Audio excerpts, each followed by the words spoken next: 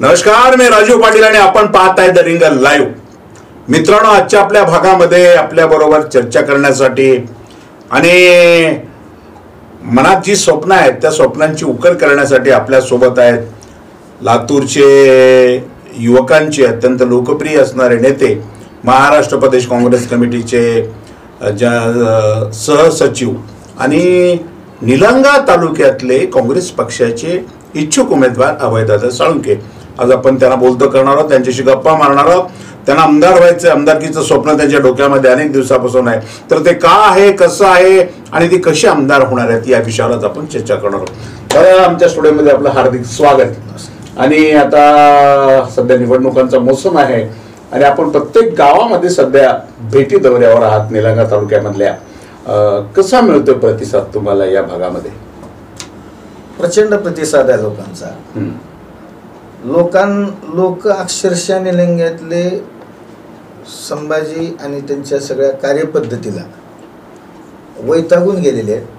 त्यांना ते नको आहेत आणि कोणत्याही परिस्थितीत लोकांची मागणी त्यांना अद्दल घडवण्यासाठी एक नवं, लोकांना मान देणारा, सन्मान देणारा, लोकांसाठी काम करणारं राज्य निलंग्यात यावं म्हणून यावेळेस काँग्रेससोबत राहण्याची लोकांची मानसिकता, महाविकास आघाडीसोबत राहण्याची मानसिकता आहे. निलंगा तालुक्यामध्ये काँग्रेस पक्षाकडे किंवा महाविकास आघाडीकडे जवळपास 5-6 इच्छुक आहेत, त्यापैकी आपण एक आहात. तरी या सगळ्या 5-6 इच्छुकापैकी तुमच्याच पाठीशी निलंग्यातल्या जनतेनं का राहावं असं तुम्हाला वाटतं? काय, सगळे इच्छुक आमचे सक्षम आहेत, त्याच्याबद्दल कसलीही शंका नाही. परंतु एक गोष्ट आहे, छंद असणे, अंगात असणे आणि त्याच्यामध्ये सातत्य असणे, ह्या काही बाजू माझ्यासाठी जमेच्या आहेत. अच्छा. गेल्या 30 वर्षापासून मी कामात आहे अथकपणे. श्रीपतराव सोळुंखे नंतर कायम ठाम भूमिकेवर, एकाच भूमिकेवर राहून सातत्यानं ह्या लोकांच्या विरोधात, ह्या निलंगा विरोधी पण आडनाव निलंगेकर धारण करून, निलंगेकर साहेबाच्या विचाराशी प्रतारणा करून जी प्रवृत्ती सध्या निलंग्यात सत्ता करते, त्या प्रवृत्तीच्या विरोधात सातत्यानं गेल्या 30 वर्षापासून आहे. आपण निलंगेकर कुटुंबाच्या विरोधात आहात की फक्त भारतीय जनता पार्टीचे निलंगेकर संभाजी पाटलांच्या विरोधात आहात? मी आता थोडंसं खुलासा होणं आवश्यक आहे, कारण या लोकांच्या म्हणलं की ते थोडंसं मग निलंगेकर फॅमिलीवर जातो विषय. फॅमिली असं नाही, लक्षात घ्या. कुटुंबाच्या विरोधात जर शेतीचा वाद असता तर मी कुटुंबाच्या विरोधात राहिलो असतो, त्यांचा माझा बांधाला बांध वगैरे असता. हा राजकीय विचाराचा विषय आहे. मी निलंगेकर साहेबाचा समर्थक आहे ना, बरोबर आहे. आताही मी ह्याच्या पूर्वी बोलताना सांगितलं, निलंगेकर साहेबाचा समर्थक आहे, निलंगेकर साहेबाच्या विचाराचा समर्थक आहे. पण निलंगेकर नाव धारण करून 2 भाऊ जी निलंगेकर साहेबाच्या विचाराच्या विरोधातली एक विषारी प्रवृत्ती चालवत आहेत निलंग्यामध्ये, त्या दोघांच्या विरोधात आहे मी. 2 भावाच्या, परिवाराच्या नाही. परिवाराचा काय विषय, आपलं काय त्यांचे पाहुणचार आहे का, त्या हे आहे आपलं काय बंधारा, काहीच नाही. पुढे कंटिन्यू करा तुमचा विषय. तर तो विषय जो आहे, ती दोघांची प्रवृत्ती खूप चुकीची आहे, त्यांचं वागणं चुकीचं आहे. ते कुठल्याही समाजाला, कुठल्याही समाज घटकाला, कुठल्याही एका व्यक्तीला त्यांनी असं त्यांनीच नाही, निलंग्यातल्या एखाद्या पत्रकाराने, एखाद्या समीक्षकाने सुद्धा सांगावं. आता तुम्ही म्हणालात की मी गेल्या 30 वर्षापासून मजबूतीनं पाय रोवून उभा आहे निलंगा तालुक्यामध्ये आणि संभाजी पाटलांच्या, अरविंद पाटलांच्या या प्रवृत्तीचा मी विरोधक आहे, बरोबर आहे. तुम्ही विरोधक असणं वेगळं आणि मतदारसंघातली जनता विरोधात असणं वेगळं. जर मतदारसंघातली जनता विरोधात होती तर मग ते 3 वेळा निवडून कसे आले? सुरुवातीच्या विजयाबद्दल कसं अँटी इन्कम्बन्सी होती, अनेक वर्षाचं निलंगेकर साहेबांचं कंटिन्युएशन होतं. आणि त्या अँटी इन्कम्बन्सीतून नव्याचे नवजन, अरे गाडवाची पिल्लो नवीन असताना गोंडस दिसते ना, तसं ते गोंडस दिसल्यामुळे ते निवडून आले, त्याच्याबद्दल वाद नाही. नंतरच्या 2 निवडणुकीत मात्र कुठंतरी ज्या पद्धतीनं लढायला पाहिजे, ज्या ताकदीनं ठामपणे लढायला पाहिजे. ती लढाई दुर्दैवानं इथे निलंग्यामध्ये गेल्या 2 टर्मला होऊ शकते. अशोक पाटील होते उमेदवार त्यांच्या विरोधात, हो, होते. त्यांच्याच घराण्यातला होते.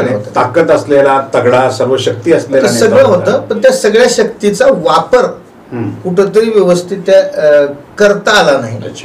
मॅनेजमेंट हुकलं, काही गोष्टी हुकल्या. आता त्या काय हुकल्या, कोणत्या हुकल्या, ते निलंग्याच्या लोकांना चांगलं माहिती. अच्छा, ठीक. हे झालं पहिल्या टर्मचं. दुसऱ्या आणि तिसऱ्या टर्मचं काय? नाही, दुसऱ्या आणि तिसऱ्याच सांगितलं मी.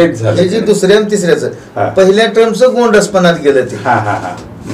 दुसऱ्या आणि तिसऱ्या टर्मला फक्त काँग्रेस पक्षाकडून किंवा महाविकास आघाडीकडून जी लढताना व्यवस्थापनात कुठतर कमी पडले, देशातल्या इतर घटकाचा परिणाम झाला. 15 वर्ष संभाजीभाई आमदार आहेत, तिथले मंत्री झाले, पालकमंत्री झाले, आणि त्या भागातल्या विकासाच्या अनेक योजना त्यांनी राबवलेल्या आहेत, किंवा ज्याला लाभधारक म्हणतो त्या हजारो लाभधारकापर्यंत सत्तेचे जे काही लाभ आहेत ते लाभ त्यांनी पोहोचवल्याचा दावा ते करतात. तुम्हाला काय म्हणायचं? लय खोटं बोलतात लयच. त्यांनी इमानदारीनं तुम्हाला सांगतो, कुण्या बी देवळात येऊ, मागणीला चला, निळकंठेश्वरात चला, एक 5 खरोखर एक ही सामान्य माणसाला आम्ही मदत केलो आणि स्टँड केलो नाहीच. सुरुवातीला आणेल ते एक रणवीर उडान, यांचा माऊस भाऊ जालन्याचा, तीच सगळा गुत्तेदार होता. आता ह्या 10 वर्षात येणार काळे, चोथवे असे लातूरचे इकडले तिकडले कारल्याचे आणून ती नातेवाईक घेऊन त्यांच्यासोबत त्यांना तिथं स्थानिक माणसाला मोठं होऊ द्यायचं नाही, स्वतःच्या कार्यकर्त्याला मोठं होऊ द्यायचं नाही, ही त्यांची वृत्ती आहे. कुणालाही ह्यानी कसलीही मदत केली नाही. आता एक साहेब तुम्हाला एक सोपा, म्हणजे किती धडधडीत खोटपणा वागतात बघा. तुमच्यासारख्या पत्रकाराला मी प्रश्न विचारतो साहेब, की लाडकी बहीण योजनेमध्ये, ही योजनेचे निर्माते कोण आहेत? एकनाथ शिंदे. त्यांच्या मतदारसंघात तर लाडकी बहीण योजनेचं प्रमाणपत्र आहे का? किंवा प्रमाणपत्र ही संकल्पना त्या योजनेत आहे का? जसं निराधारच्या योजनेत पगार चालू होते पण त्याचं काही प्रमाणपत्र नसतं, बरोबर आहे. ह्या भादराने स्वतःचे 2 भावाचे फोटो टाकून प्रमाणपत्र वाटल्यात निलंगा तालुक्यात बहिणीला, मनानच छापकाना तो. म्हणजे एवढे खोटे, किती डुप्लिकेट म्हणायचे आहे. जी एकनाथ शिंदे निर्माते त्यांच्या मतदारसंघात नाही, देवेंद्र फडणवीसांच्या मतदारसंघात नाही, अजित पवारच्या मतदारसंघात नाही, ती लाडकी बहीण, आणि महाराष्ट्र राज्यात कुठंच नाही, पण निलंग्यात मात्र गावोगाव नेऊन 2 भाऊ प्रमाणपत्र वाटले. एवढे खोटे होईल, कुणाला लाभ करून द्यायचे विचारायचे हे नाहीतच. 300 किलोमीटरची पदयात्रा काढली आहे संभाजीभाई. आता ती एक स्पर्धा ठेवणार आहे मी. त्यांनी जो रूट जाहीर केला होता, ह्या रूटनी युवकांना पाठवणार आहे तसंच, गाडीला मीटर लावून. काय ते 300 किलोमीटर आहे का मोजायचे? कसंच बघितलं नकाशावर, किंवा ह्या गावचं अंतर त्या गावचं अंतर आपल्याला माहितच आहे की बाबा माकणीहून सुरुवात झाली, कोयाच्या वाडीला आली, सावरीला आली, मानेजवळ गेला आली, मानेजवळ घेऊन औरादला आली, औरादून तगरखेड. पण यात्रा तर केली आहे, असं कसं म्हणता येईल? यात्रा केली नाही असं कधी म्हणालो? 12-13 दिवस ते बाहेर राहिले घराच्या. यात्रा केली नाही असं मी म्हणालोच नाही साहेब. 10-5 किलोमीटर कमी जास्त होईल. अहो 12 दिवस रोजचे 20 किलोमीटर धरले तरी सुद्धा 240 उरलेल्यात. पण ते तसं नाही, रोजचे 20 किलोमीटर व्हायला चान्स नाही. गाव जवळजवळ हे दाट लोकवस्तीचा प्रदेश आहे. काय गाव काही 20 किलोमीटरवरून 15 किलोमीटरवरून नाहीत, 5 किलोमीटरवर दुसरं गाव आहे. रोजची 20 किलोमीटरची भरती झालेली नाही. 200 किलोमीटरचं सुद्धा अंतर होणं अशक्य आहे. आकडे मांडते आणि बिंदास फिरून. या यात्रेमध्ये त्यांनी जनसन्मान यात्रा असं त्याचं नाव होतं नाही का, अनेक विकासाच्या कामांची उद्घाटन त्यांनी या माध्यमातून केले ना.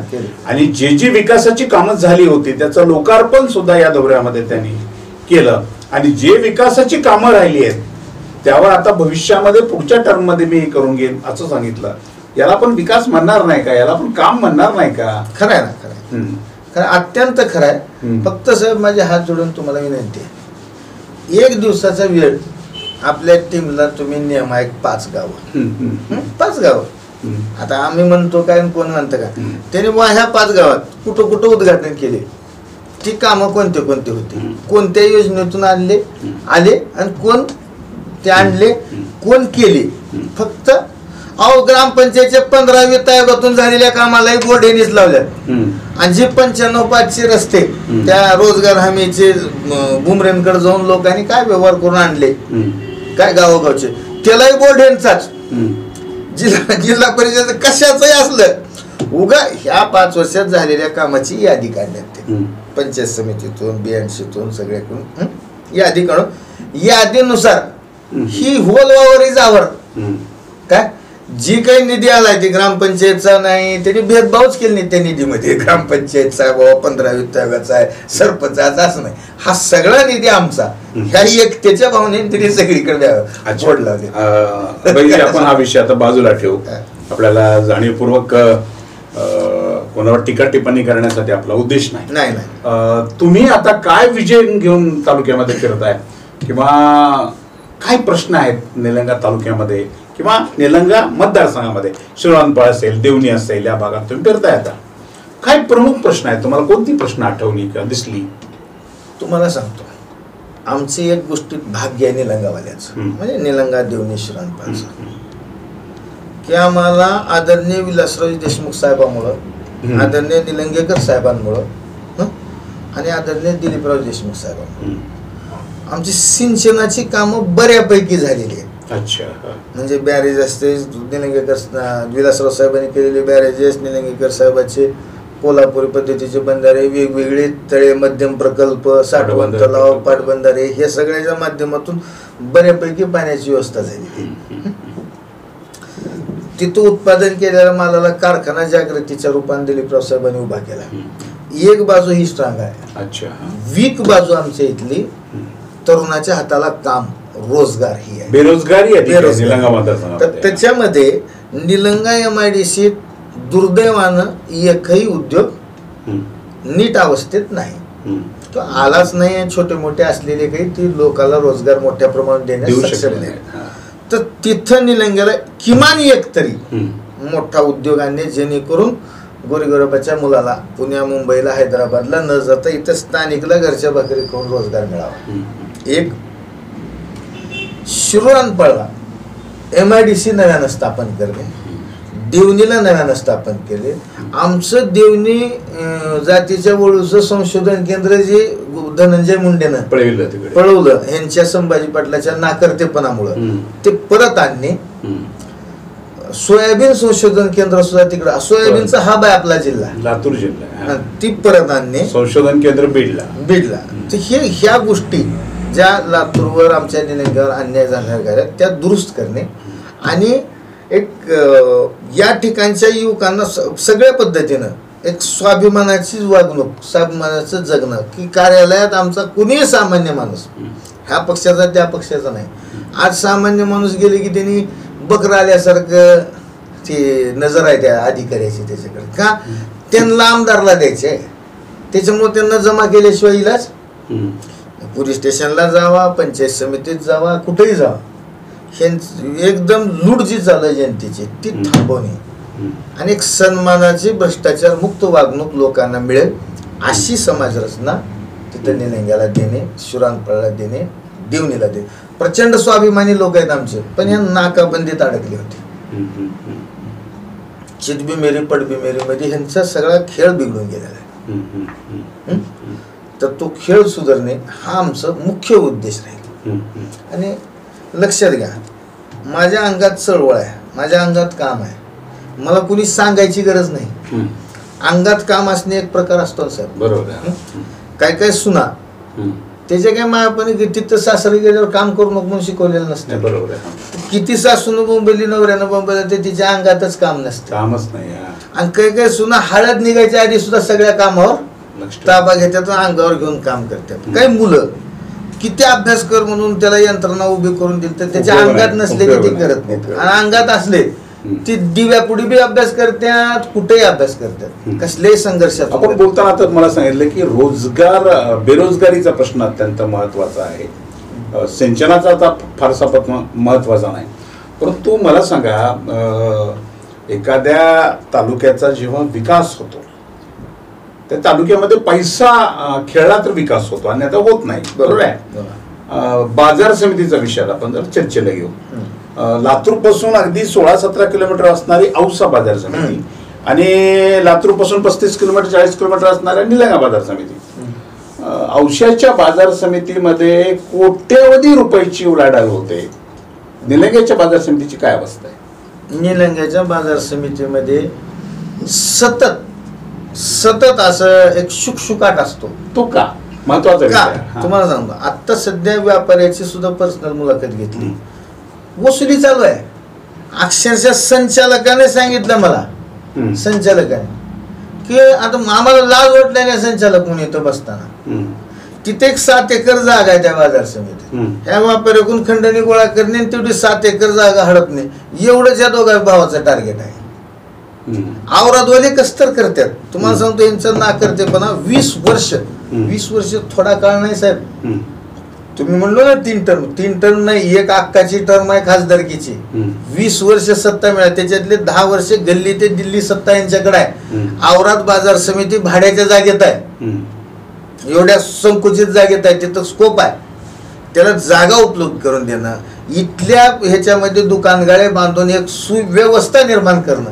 आता आमच्या इथल्या जनावरांचा बाजार बंद पडला होता, थोडी व्यवस्था निर्माण केली की जनावरांचा बाजार अजून फुलला. म्हणजे व्यापार तिथं आहे, खरीददार तिथं आहे, परंतु त्याला व्यवस्था निर्माण करून दिली, एक पूरक वातावरण निर्माण करून दिलं की तो व्यवसाय बहरतो. ही तर बाजार समितीची ही कंडिशन ह्यांच्या ना करते, पण ह्याला ती लक्षच नाही हो. ह्यांच्या अंगात ती नाहीच ना. ह्यांची वृत्ती लुटारू आहे. ह्यांना काय फक्त काय खाऊन काय कसून कुठून ओढू, ह्याच 24 तास ह्याच्यातच बुद्धी राहते ह्यांना. तिथं तुम्हाला सुचलंय तिथं बसून साहेब, तुम्ही औषधाचे भूमिपुत्र आहेत, तुम्हाला सुचले की आपल्याकडे एक बाजार समिती आहे 16 किलोमीटर जवळ आहे लातूरच्या, तर आमची बाजार समिती आणि 30-35 नाही साहेब, 45 किलोमीटर लातूरून ते निलंगा बाजार समिती आणि 65 किलोमीटर औराद बाजार समिती. एवढ्या अंतरावर तर ती भरला पाहिजे, दुसरा पर्याय जवळ उपलब्ध नसल्यामुळे. पण तुम्हाला प्रश्न पडला, ह्यांना कधीच आयुष्यात एवढ्या वर्ष, 45 वर्ष सत्ता मिळाली निलंगेकर साहेबाला, ह्यांना 20 वर्ष मिळाले, अर्धा काळ मिळालाय. 91 वर्षात 45 वर्ष मिळाल्यात त्यांना. ह्यांना 50 वर्षाच्या मध्ये येते, तर त्याच्यात 20 वर्ष मिळाले. एक सिंगल काम करू शकले नाही साहेब. म्हणून तुम्हाला एक गोष्ट सांगतो, अंगात काम असलेला हा अभय, ज्याच्या जीवनाच्या कामाची सुरुवातच राजकीय सामाजिक कामाची सुरुवात 14 एप्रिलला आंबेडकर जयंतीपासून झाली आहे. काय त्या अभयच्या हातानं आदरणीय अमित भैया आणि आदरणीय दिलीपराव देशमुख साहेबांच्या मार्गदर्शनाखाली आणि हे माझे सगळे इच्छुक मित्र संघ वगैरे आहेत ना, या सगळ्याला सन्मानानं सोबत घेऊन इथं एक विकासाचं वेगळं पर्व, एक 18 पगड जाती धर्मातल्या प्रत्येकाला हक्क आणि स्वाभिमान देणारं वेगळं पर्व या निलंग्यामध्ये स्थापन करणं ही माझं ध्येय आहे. पायाभूत सुविधा ज्या तालुक्याच्या सक्षम आहेत त्या तालुका आता विकासाच्या दृष्टीने पुढे आहे असं आपण म्हणतो. पायाभूत सुविधा, रस्ते, वीज, पाणी, आरोग्य, शिक्षण या संदर्भामध्ये निलंग्याची काय अवस्था आहे मतदारसंघाची? आता 2 विषय वेगळे आहेत. पायाभूत सुविधेच्या बाबतीत आता इनामवाडीवरून म्हणजे ह्या हायवेवरून आपल्या इनामवाडीवरून असा गुराळकडे जाणारा रस्ता, काल आम्ही सकाळी तिकडे गेलो होतो, त्याला 2 महिने झाले नाहीत सर. 2 महिने.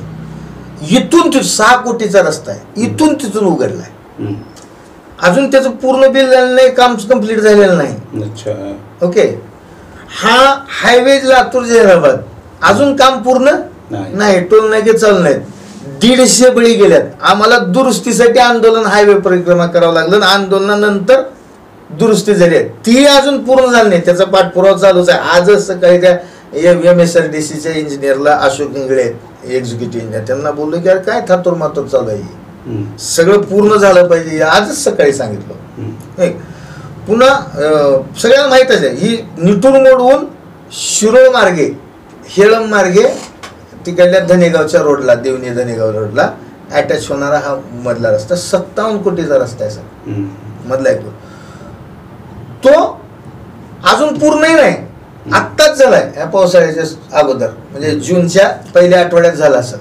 आत्ता सगळीकडे उकडलेला आहे. रणजित सावंत हेळमचे सरपंच त्यांनी तिथं आंदोलन केले, त्यांनी ते म्हणजे 2 महिने पण टिकणार. ही पायाभूत अवस्थेची व्यवस्था. आणि सगळे गुत्तेदार येणार काळे चोतवे फलाने विस्ताने हे सगळे, आणि त्याच्यात पार्टनर आहे ती दोघं भाऊ पार्टनर. हे धंदा ते निधी आणणे अर्धा अर्धा वाटून घेणे थातूर मातूर काहीतरी डांबर शिपले त्या हलगारा आंबुलगार रस्त्याच्या दुरुस्तीचं काम. आम्ही परवा गणपती आरतीला बोटकुळला गेलतो, सांगितलं तिथल्या 3च बॅरल मध्ये एवढं मोठं काम झाले. 3 बॅरल डांबर. ही पायाभूत विषयाची अवस्था आहे.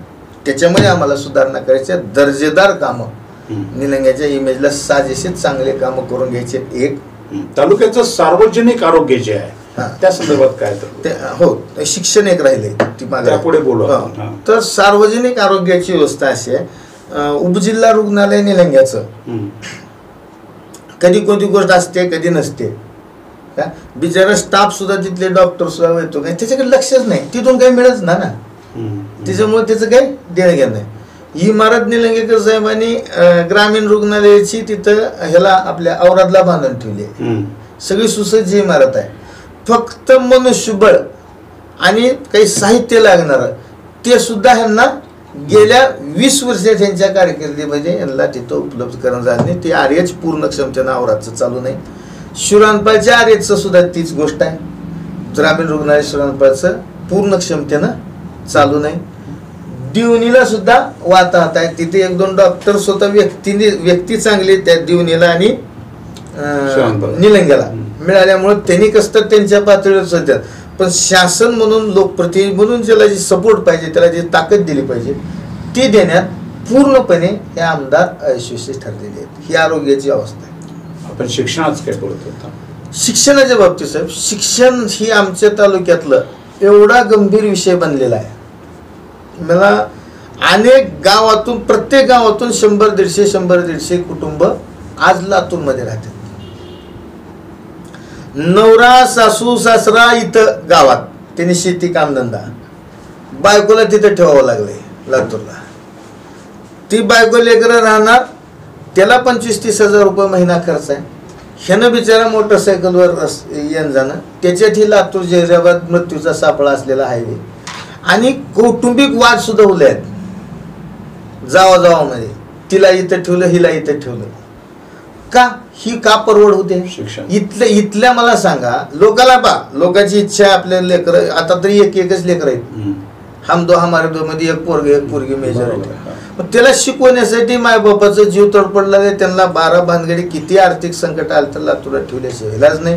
का तर निलंग्यात शिक्षण उपलब्ध नाही. एखादा अपवाद प्राध्यापक गजेंद्र तरंगे क्लासेस घेतात.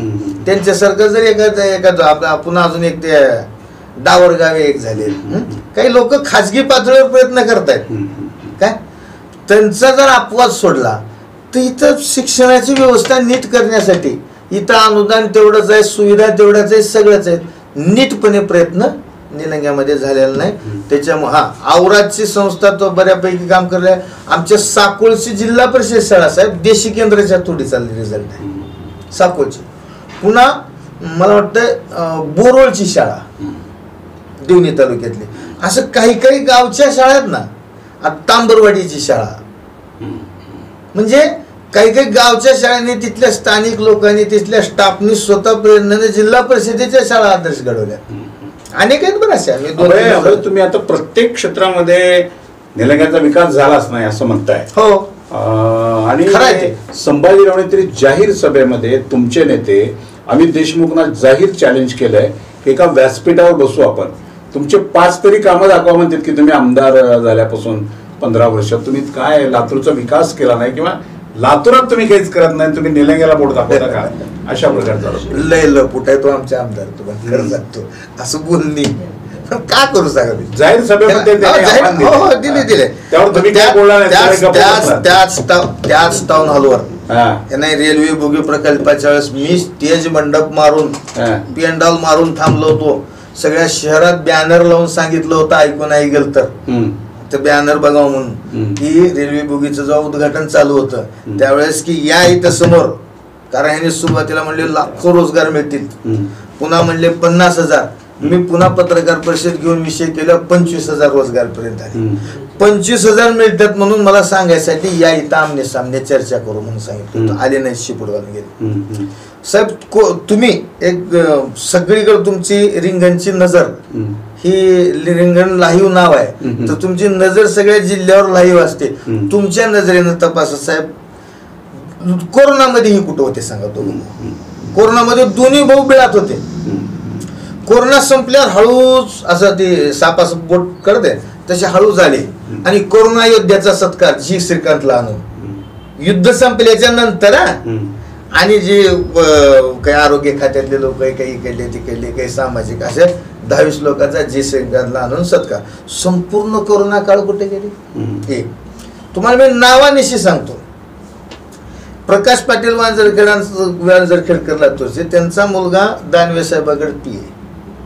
त्याने बिचारे दानवे साहेबाला म्हणून कधी PPE किट आणले काय, आणि दानवे साहेबाच्या वतीने ती PPE किट लातूर जिल्ह्यात व्यक्तिगत कलेक्टरला देताना त्यांनी मला एक मोठा नेता व स्थानिकचा म्हणून ह्यांना बोलवले. पेपरला बातम्या ह्याने बाईट संभाजी पाटलांनी दिली काय. गिरबनी गुरुजी म्हणून आहेत आमच्या औरातला, त्यांचा मुलगा ऑस्ट्रेलियात अमेरिकेत होता, सध्या पुण्याला व्यवसाय करतो. एक सामाजिक जाणीव होतून ऑक्सिजनचा तुटवडा पडलेला म्हणलं, त्यांनी ऑक्सिमीटर दिले निलंग्याला तपासणीसाठी. ऑक्सिमीटर म्हणजे ऑक्सिजन बनवायची, ती आपलं जागेवर बनवायचं छोटं किट असते त्या ऑक्सिमीटर एवढं असते. ऑक्सिमीटर म्हणजे पूर्ण प्लांट नाही पण एवढा ती एक पोर्टेबल प्लांटच समजा इलेक्ट्रिक. तर ती दिली. त्या बिचाऱ्या गिरमणी गुरुजीचं किंवा त्यांच्या मुलाचं नाव नाही, छोटू भैयाने दिले, मोठू भैयाने दिले. ही असे म्हणजे एवढं तुम्हाला सांगतो. आता कालचं माझ्याकडे आहे, तुम्हाला मी व्हिडिओ दाखवतो. ही जी पदयात्रा आहे का, पदयात्रेची दौंडी एक कॉमन सेन्स नसेल. एका आमदाराची माजी मंत्र्याची पदयात्रा त्याच्या मतदारसंघात आहे, उद्या कार्यक्रम आहे, दौंडी काय म्हणून असायला पाहिजे की उद्या असं असं जनसन्मान यात्रा येले, आमदार येले, असं असं ह्या ठिकाणी या, अशा स्वरूपाची असली पाहिजे. ह्यांची दौंडी काय तुम्हाला दाखवतो माझ्याकडे मोबाईलमध्ये. गावोगावचे अनेक गावचे मी रेकॉर्डिंग घ्या म्हणलं व्हिडिओ. ऐका उद्या लाडकी बहीणचे प्रमाणपत्र देण्यासाठी BDO, तहसीलदार, सगळे अधिकारी आणि आपले लोकप्रिय आमदार येणार आहेत. हनुमान मंदिरावर या हो. जनसन्मान यात्रा काही विषय दिसत नाही. लाडकी बहीणचे प्रमाणपत्र म्हणजे मुदलात खोटे, मुदलात खोटे. आणि ह्यांची का अवकात आहे तिकडं बयाला चॅलेंज द्यायची. व त्यांना माहित आहे बया चिरूट समजते, यांची गुणवत्ताच नसल्यामुळे बया यांची दखलच घेत. मग ज्यांनी दखलच घेत नाही आणि धमकी इथं बसून तिथं बसायचं आणि धमकी राज पाटलाला द्यायचं नाही. राज पाटील धरतील ना लगेच फलाण्याला. अरे इथं निलंग्यात बघू ना आपापल्या लेवलला. या की इकडं तुम्ही सांगा की 20 वर्षात काय काय केलं. ह्याने 5 गोष्टी सांगा, चला मी निलंग्या शिवाय चौका द्यायला तयार. जशा निलंगेकर साहेबाच्या 500 गोष्टी सांगता येतात, जशा विलासराव देशमुख साहेबाच्या 500 गोष्टी सांगायच्या. अहो साहेब, अमित भैयाने त्या DPDCतून, मी DPDCचा मेंबर होतो, साधारणतः 90 लाख रुपये निलंगा शहरातल्या रस्त्याला दिले. ते रस्ते आता पूर्ण अवस्थेत आहेत. तुम्ही माझं म्हणणं आहे त्यांची नीतिमत्ता ना आपली नीतिमत्ता ह्यांची भैयापर्यंत जायची लायकी नाही. अमित भैयापर्यंतची इथल्या इथं निलंग्यात तपासू आपण. ह्या 90 लाखात जी कामं झाल्यात ती रस्ते आणि त्याच्या बाजूला ह्यांनी केलेले रस्ते, दोन्हीचा क्वालिटी असं डोळ्याला बघितल्या त्या क्वालिटी कंट्रोलरची गरज नाही. तिथं राहणाऱ्या रहिवाशाला दिसलेलं आहे. तिथं बघू आपण, ह्याच्यात नजरेत बसणारा जर फरक नाही दिसला तर बोला. मग एवढे ह्यांनी गैरगुजरे, त्या एवढं मोठं ज्यांनी कामाचा डोंगर उभा केला 2 पिढ्यापासून, त्या लोकांना चॅलेंज आहे. म्हणजे उगाच इकडं खाली बोलायला भीती वाटते ना. खाली आमच्या बरोबर बोलले की उघडं पडते. त्यांनी कुस्तीच खेळत नाहीत, त्यांनी यांना दखल ह्याच्याबरोबर कुठं खेळत बसावं. त्यांचं खेळ म्हणजे त्यांची फाईट चालू आहे देवेंद्र फडणवीस, एकनाथ शिंदे, ह्या सगळ्या ही जी लोक आहेत, राज्यपाल हे रावसाहेब दानवे, आता ती मराठवाड्याचे नेते त्यांनी त्या लेवलला लढलाय आणि त्यांचं एक स्टँडर्ड आहे. उगाच आपलं तुम्हाला सांगा खरं लय मजा करा. चला आपण आता काँग्रेस पक्षाकडे येऊ. तुम्ही प्रदेश काँग्रेसचे आता सेक्रेटरी आहात. आणि इच्छुक आहात. हो येस. डॉक्टर भातांब्रे, अरविंद भातांब्रे ते इच्छुक आहेत. हो. आणि माझ्या माहितीप्रमाणे सध्या अशोक पाटील पण इच्छुक आहेत. असे बरीच मंडळी आहेत. आणखीन काही नावं अजून माझ्यापर्यंत पोचायची आहेत. काय वाटतं, कुणाला तिकीट मिळेल वाटतं पक्षाकडून यावेळेला? मला वाटतं 100% माझं फायनल आहे. हा हा हा फायनलच झालं असं वाटतं तुम्हाला? कारण माझ्या कामावर विश्वास आहे हा हा हा आणि माझ्या नेतृत्वावर विश्वास आहे. पक्षाच्या जी सर्वे झालेली आहेत त्याच्यामध्ये काम दिसलेलंच आहे, बोललेलंच आहे. माझा आत्मविश्वास आहे. बरं, मला कोणी फोन करून सांगितलेलं नाही ओके असंही काही गरज नाही. पण जे काम आहे आता तिथले सगळे जे पदाधिकारी स्ट्रक्चर आहे, तिथले सगळे बूथ प्रमुख स्ट्रक्चर आहे, लोकसभेतली सगळी यंत्रणा ही ह्या बूथ प्रमुखांना, गावोगावच्या प्रमुखांना, सर्कल प्रमुखांना, ह्या सर्व इच्छुक उमेदवारांना, नेत्यांना सगळ्यांना सोबत घेऊन सामूहिकरित्या चालविण्यात माझा पुढाकार होता. ओके. आणि या सगळ्या गोष्टीचा रिझल्ट आपण लोकसभेत घेतलाय आणि या मेहनतीचं फळ आपल्याला मिळेल आणि एक सेवेची संधी निलंग्याच्या लोकांच्या मिळेल असं मला आत्मविश्वास आहे. निश्चितपणे मिळेल अशी तुम्हाला खात्री आहे. तरी सुद्धा राजकारणामध्ये जर तर असतातच अशोकरावला मिळालं किंवा भातांब्रेला मिळालं, अभयची भूमिका काय असेल? बघा, मी काँग्रेस पक्षाचा, अमित भैयाचा, राहुल गांधीचा, खरगे साहेबाचा एक निष्ठावंत पाईक आहे. आदरणीय दिलीपराव देशमुख साहेबांचे संस्कार माझ्यावर आहेत. त्याच्यामुळे काँग्रेस पक्षाचा जो काही निर्णय असेल, जो काही उमेदवार असेल, थोडं बहुत दुःख जरी वाटलं तर ते दुःख पाण्याबरोबर गिळून मी निश्चितपणे त्याच्या विजयासाठी प्रयत्न करेन. 2-3 दिवस कौरिक क्षेत्राच्या बाहेर राहू. 2-3 दिवस नाही, मी रिकवर लवकर होता. किती दिवस लागतात? एकाच दिवस पण ते प्रसंग येणार नाही. काय शेवटी 12 वर्षाच्या तपश्चर्याला देव प्रसन्न होते. माझी 30 वर्षाची तपश्चर्या तेव्हाच प्रसन्न झालं असतं. बरं, नाकाबंदीत होतं, इकडे तिकडे होतो आणि मतदारसंघ नाकाबंदीत अडकला होता. आता 30 वर्षाच्या तपश्चर्या, 30 वर्ष तुमची तपश्चर्या तुम्ही एकाच झाडाखाली, एकाच डोंगरावर बसून केली नाही ना, ठिकठिकाणी गेला, त्यामुळे लक्षात आली नाही. कसं आहे साहेब, तुम्हाला सांगतो, बरं झालं तुम्ही विचार. काय मित्रांनो, रेडीमेड मिळणं, जन्मानं मिळणं ही गरिबाच्या नशिबात नसते. आणि गरीब असल्यामुळं त्याला टप्पे खात योग्य ध्येयापर्यंत पोचावं लागतं. माझ्या जीवनात टप्पे खावे लागले. मला मनसेचा टप्पा लागला, शिवसेनेचा टप्पा लागला, त्याच्यानंतर मी काँग्रेसमध्ये पोचलो. हा संघर्ष मला करावा लागला. का?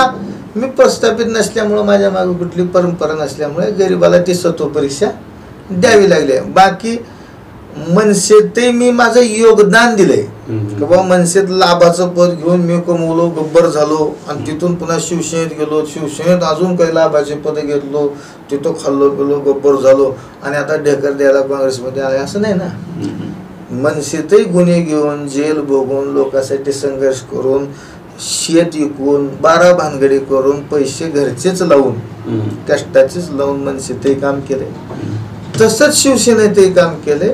त्या करून म्हणजे ही ह्या तालमीत व्यायाम केला, डोंगरावर नाही, ह्या तालमीत जाऊन व्यायाम केला, तिथं काही डावपेच शिकली, ह्या तालमीत व्यायाम केला, तिथं काही डावपेच, दोन्ही ठिकाणी घाम गाळला आणि डावपेच शिकून या ठिकाणी सक्षमपणे आदरणीय अमित भैया, आदरणीय दिलीपराव देशमुख साहेबांच्या नेतृत्वाखाली लोकांची सेवा करण्याच्या उद्देशानं काँग्रेसमध्ये. आणि आता काँग्रेसचा विचार, काँग्रेसचा आचार, ह्या नेतृत्वाचं काम एवढं परफेक्ट आहे की आता काही नाही जाएंगे हम, काँग्रेस में ही रहेंगे, मरेंगे हम. असं पक्क ठरलंय. काय कुठं ही अंतिम स्टेशन आहे आपलं, फायनल डेस्टिनेशन, फायनल स्टेशन आहे तुमचं. फायनल स्टेशन आहे. इथून कुठं जायचं नाही.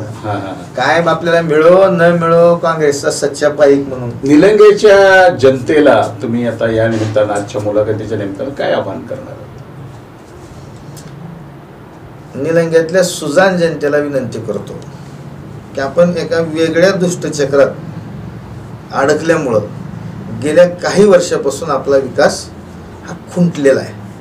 ह्या विकासाला मोकळा श्वास घ्यायचा असेल, निलंग्याला मोकळा श्वास घ्यायचा असेल, येणाऱ्या पिढीचं भवितव्य घडायचं असेल, स्थानिकलाच रोगराई MIDC 3 तालुक्यातल्या करायच्या असतील, काही मोठे उद्योग आणायचे असतील, एक चांगला संस्कार जो दिलीपराव देशमुख साहेबांनी लातूर जिल्ह्याला, दिलीपराव देशमुख साहेबांच्या मार्गदर्शनाखाली जिल्ह्यामध्ये चालू आहे, अमित भैयाच्या, धीरज भैयाच्या नेतृत्वाखाली जिल्ह्यात चालू आहे, तो संस्कार घेऊन निलंग्याच्या ओरिजिनल मातीतलं ओरिजिनल ताकद, ओरिजिनल गुणवत्ता जर जगासमोर आणायची असेल आणि 18 पगड जाती धर्माला स्वाभिमान जगण्यासाठी, न्याय भूमिका घेऊन जगण्यासाठी संधी उपलब्ध करून द्यायची असेल तर कृपया एक संधी सामान्याला देऊन बघा. नक्कीच गरिबाला जर संधी दिली तर गरीब कमाल करून दाखवेल, तुम्ही काळजी करू नका. गुणवत्ता रान फुलं खेड्यापाड्यात सामान्यातच गुणवत्ता आहे, त्या गुणवत्तेला फक्त वाव देण्याची, संधी देण्याची गरज आहे. तुम्ही संधी देऊन बघा, निश्चितपणे प्रत्येकाला अभिमानानं कॉलर टाईट करावं वाटावं की मी निलंग्याचा म्हणून. काय अशी परिस्थिती निलंग्यात निर्माण करण्यासाठी प्राणपणानं प्रयत्न करेन. फक्त आशीर्वाद राहू द्या. धन्यवाद. तर हे होते अभय साळुंके. आपण अभय साळुंकेची मुलाखत आहे असं जेव्हा तुम्ही थंबनेलवर पाहिलं असेल तेव्हा ती पूर्ण ऐकली असेल, मला खात्री आहे. कारण का अभयदादा आता काय गौप्यस्फोट करणार आहेत, काय जाळ लावणार आहेत, असे गोष्ट तुमच्या सर्वांच्या मनामध्ये आलीच असेल. रिंगणच्या अनेक प्रश्नांना त्यांनी थेट उत्तरं दिलेली आहेत आणि त्यांचा कन्सेप्ट क्लिअर आहे की त्यांची भूमिका त्यांनी आपल्या सर्वांच्या समोर ठेवलेली आहे. मी रिंगणच्या प्रेक्षकाच्या वतीनं दादा आपलं स्वागत करतो, आपल्याला शुभेच्छा देतो की पक्षानं आपल्याला उमेदवारी द्यावी. पक्ष जेव्हा आपल्याला उमेदवारी देईल तेव्हा तुमचं काय करायचं हे निलंग्याची जनता ठरवेल, तो अधिकार निश्चितपणे त्यांचा आहे. आज आपण आमच्या विनंतीला मान देऊन आमच्या स्टुडिओमध्ये आलात त्याबद्दल आपले मनपूर्वक आभार. साहेब तुमचे मी आभार मानतो आणि एक अभिनंदन करतो.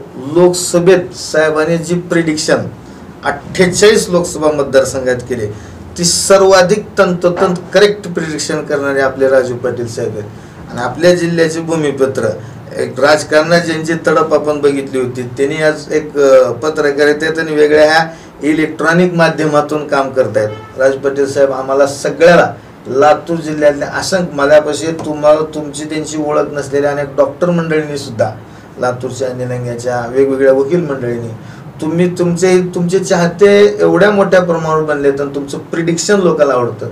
ही जी तुमच्या रूपाने एक नवी ज्ञानाची कक्षा, नवी माहितीची कक्षा लातूर जिल्ह्याला आणि महाराष्ट्राला आपण उपलब्ध करून दिली आहे, त्याच्याबद्दल लातूर जिल्ह्याचा एक नागरिक म्हणून आम्हा सगळ्यांना तुमचा अभिमान आहे.